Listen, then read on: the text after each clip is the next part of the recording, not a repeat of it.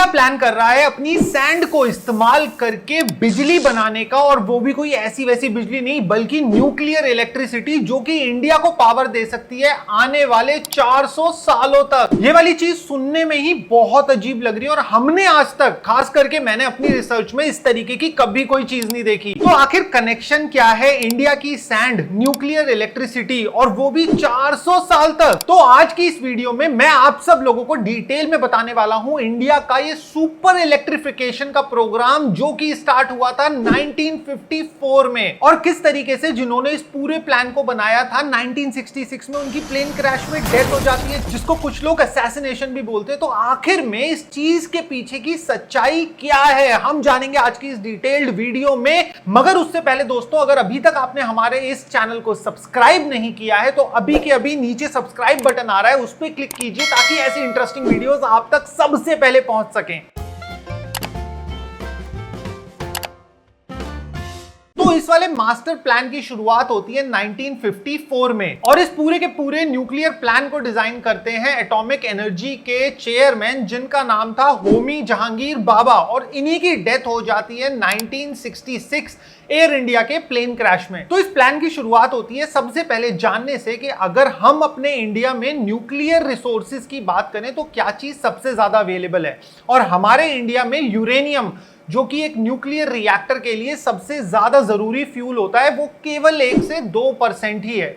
मगर हमारे पास में 25 से 30% रिजर्व है थोरियम का। मगर थोरियम को हम डायरेक्टली न्यूक्लियर फिजन में नहीं डाल सकते और ना ही हम उससे डायरेक्टली एनर्जी एक्सट्रैक्ट कर सकते हैं। तो इस प्लान की शुरुआत तो 1954 में हो जाती है, और इस प्लान को डिवाइड करा जाता है 3 स्टेजेस में, और करेंटली इंडिया इस प्लान की 2nd स्टेज में है। तो हम स्टार्ट करते हैं इस प्लान की सबसे पहली स्टेज से। तो 1960 का समय था और इंडिया के पास में न्यूक्लियर पावर प्लांट्स नहीं थे, और उस समय पे इंडिया कनाडा से बने बनाए 200 मेगावाट के न्यूक्लियर पावर प्लांट्स लेता है, जो कि हैवी वाटर रिएक्टर्स थे। और जब ये न्यूक्लियर प्लांट्स लगाए जाते हैं तो इनके मेजरली 2 पर्पस थे।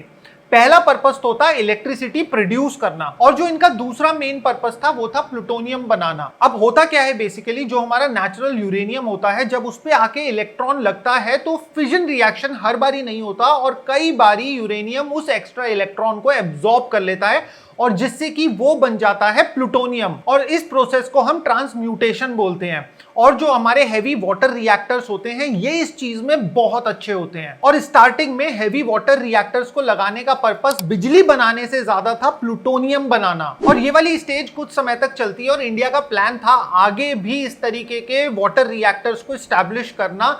मगर होता क्या है, 1974 में, जो कि पोखरण में एटॉमिक बॉम्ब की टेस्टिंग होती है, उसके बाद में इंडिया की सारी न्यूक्लियर डीलिंग्स कैंसिल हो जाती हैं सारे नेशन से। तो इंडिया क्या करता है, इंडिया के साइंटिस्ट कहते हैं कि सबको छोड़ दो, हम लोग अपना हैवी वाटर रिएक्टर खुद से डेवलप करेंगे और इससे बेहतर और इससे अच्छा करेंगे, और ये वो लोग कर भी लेते हैं। और इंडिया स्टार्ट करता है प्रोडक्शन 700 मेगावाट के हैवी वाटर रिएक्टर्स का, जो कि आज currently 17 heavy water reactors India के अंदर ऑपरेशनल हैं। और इन हैवी वाटर रिएक्टर्स की जो कुल कैपेसिटी है वो है 5 गीगावाट, और इसकी कैपिंग भी हो रखी है कि 10 गीगावाट से ऊपर हैवी वाटर रिएक्टर्स कभी नहीं बनाए जाएंगे, क्योंकि एक्चुअल में इन हैवी वाटर रिएक्टर्स का जो पर्पस है वो इलेक्ट्रिसिटी प्रोड्यूस करना नहीं है, रैदर प्लूटोनियम प्रोड्यूस करना है। अब इस प्लूटोनियम को हम क्यों प्रोड्यूस कर रहे हैं और इसका थोरियम से क्या कनेक्शन है, जिसके रिजर्व्स हमारी सैंड में मिलते हैं कोस्टल एरिया की, और हाँ इंडिया के पास में 25 से 30% थोरियम के रिजर्व्स हैं, ये हम इस वीडियो में आगे जानेंगे। अब हम बात करते हैं दोस्तों 2nd स्टेज की। तो 2nd स्टेज में एक नए तरीके के रिएक्टर्स आते हैं जिनको बोला जाता है ब्रीडर रिएक्टर्स, और इन वाले रिएक्टर्स के अंदर जो कोर होता है उसमें यूरेनियम की जगह प्लूटोनियम रखा जाता है, और इसी के साथ में अगर हम कोर के आसपास यूरेनियम डाल दें, प्लूटोनियम के कोर के आसपास यूरेनियम डाल दें,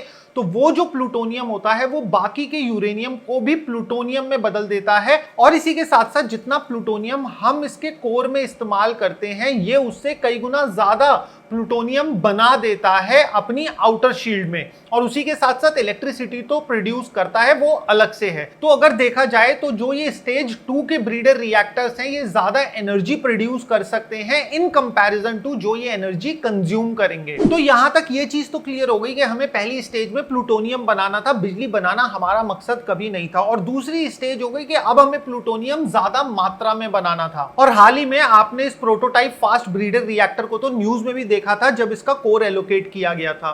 तो अभी जो है हम इस समय पे सेकंड स्टेज पे बैठे हुए हैं। अब टेक्निकली ये वाला जो प्रोजेक्ट था ये ईयर 2000 में कंप्लीट हो जाना था। तो इतना ज्यादा क्या हुआ कि 2024 में जाके ये prototype fast breeder reactor start हो पाया। तो इसके पीछे पहला रीजन है कि हमने कोई भी टेक्नोलॉजी इस रिएक्टर के लिए आउटसोर्स नहीं करी, सब कुछ मेड इन इंडिया था। और जब हम इस तरीके का एक ब्रीडर रिएक्टर बनाते हैं तो उसमें R&D रिसर्च एंड डेवलपमेंट बहुत ज्यादा लगता है और इसके डिजाइन में भी काफी बारी कई चेंजेस करे गए, जिसके बाद में फाइनली इस रिएक्टर का कोर इम्प्लांट सक्सेसफुली करा गया। अब बात करते हैं दोस्तों असली थर्ड स्टेज की, जिसमें थोरियम पिक्चर में आता है। और इंडिया के पास थोरियम का 25 से 35% है पूरी दुनिया का, जो कि सबसे ज्यादा है। तो जहां पे हम पहले कोर के अंदर प्लूटोनियम को ले रहे थे और आसपास नेचुरल यूरेनियम डाल रहे थे, अब हम थर्ड स्टेज में नेचुरल यूरेनियम को कंप्लीटली हटा देंगे और उसकी जगह पे हम लोग डाल देंगे थोरियम। तो यहां पे एक बहुत ही इंटरेस्टिंग चीज होती है कि जो थोरियम होता है वो कन्वर्ट हो जाता है यूरेनियम 233 के अंदर। और यूरेनियम 233 अपने आप में फ्यूल की तरह इस्तेमाल करा जा सकता है एक ब्रीडर रिएक्टर में। और कुछ रिसर्चर्स की माने तो इंडिया के पास में थोरियम का इतना रिजर्व है कि हम आने वाले 400 सालों तक अपनी इलेक्ट्रिसिटी की दिक्कत तो खत्म कर सकते हैं। मगर दोस्तों ये तो बात रही बड़े न्यूक्लियर रिएक्टर्स की, मगर कुछ न्यूक्लियर रिएक्टर्स आजकल इतने छोटे हो गए हैं कि वो एक घर या फिर एक कम्युनिटी को स्टैंड अलोन यूनिट के तौर पे पावर दे सकते हैं। और ये काम कैसे करते हैं हमने डिटेल पे बनाई है इसमें एक वीडियो, छोटे न्यूक्लियर रिएक्टर्स पे, माइक्रो न्यूक्लियर रिएक्टर्स पे। अगर आप वो वाली वीडियो देखना चाहते हो तो देखो इस साइड आ रही होगी, अभी के अभी क्लिक करके आप लोग देख सकते हो।